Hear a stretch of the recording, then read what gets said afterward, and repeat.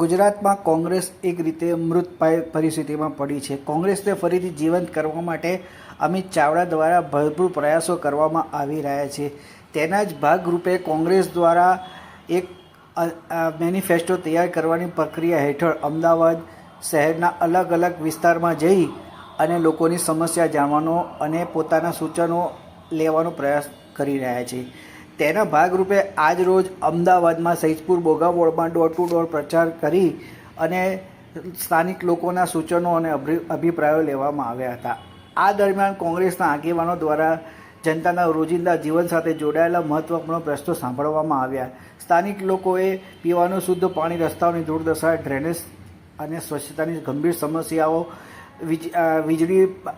વીજળી પુરવઠો બરાબર નથી મળતો હોવાનો, આરોગ્ય સેવાઓની અછત, શિક્ષણની ઘટતી જતી ગુણવત્તા, રોજગારના અવસરોની કમી તથા વધતી જતી મોંઘવારી જેવા મુદ્દાઓ રજૂ કર્યા હતા. જનતાએ આ પ્રશ્નોના કાયમી ઉકેલ માટે તાત્કાલિક પગલાં લેવા માટે વિનંતી કરી હતી અને માગણી કરી હતી.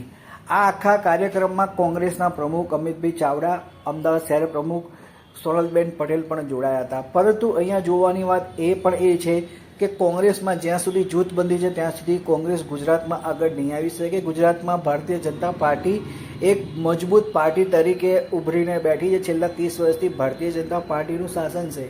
જો કોંગ્રેસને અહીંયા આગળ એમનું સ્થાન મજબૂત કરવું હશે તો તેમને જૂથબંધીમાંથી બહાર આવવું પડશે. અહીંયા અલગ અલગ આગેવાનોના અલગ અલગ જૂથ કોંગ્રેસના અહીંયા બનેલા છે. જો તમને અમારી ચેનલ પસંદ આવે તો તમે એને લાઇક કરો, શેર કરો, સબસ્ક્રાઈબ કરો. જો તમે અમારા અહેવાલને ફેસબુક પેજ પર જોઈ રહ્યા છો